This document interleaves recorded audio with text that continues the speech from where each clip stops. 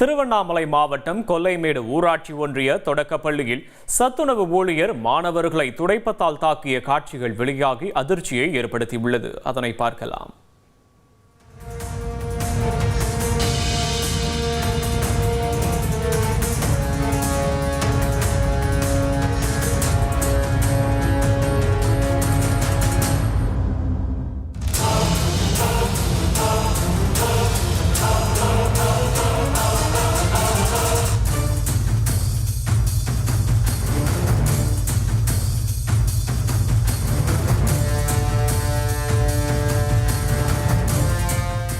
இது குறித்த விவரங்களை செய்தியாளர் மணிமாறன் வழங்க கேட்கலாம். மணிமாறன், வணக்கம். எப்ப நடந்தது இந்த சம்பவம்? எதனால மாணவர்களை தாக்கி இருக்காங்க? அந்த ஊழியர் மீது ஏதேனும் நடவடிக்கை எடுக்கப்பட்டிருக்கிறதா? மணிமாறன், விவரங்களை பதிவு பண்ணலாம்.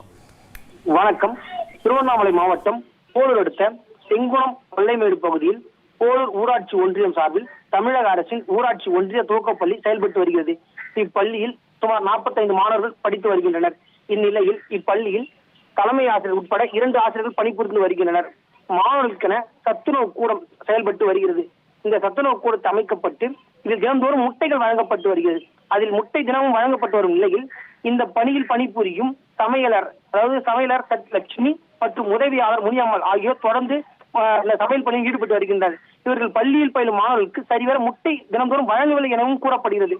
இதனால் ஒரு மாணவன் சமையலறை உள்ளே சென்று சோதனை செய்து பார்த்தபோது முட்டைகள் இருந்துள்ளது.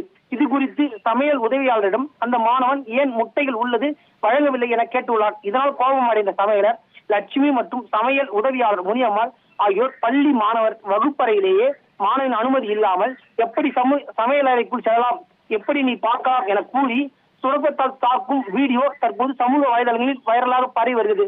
இச்சம்பவம் குறித்து ஊராட்சி நிர்வாகம் சரியான நடவடிக்கை எடுக்க வேண்டும் என்பதே இப்பகுதி பொதுமக்கள் மற்றும் சமூக ஆர்வலர்களின் கோரிக்கையாக உள்ளது.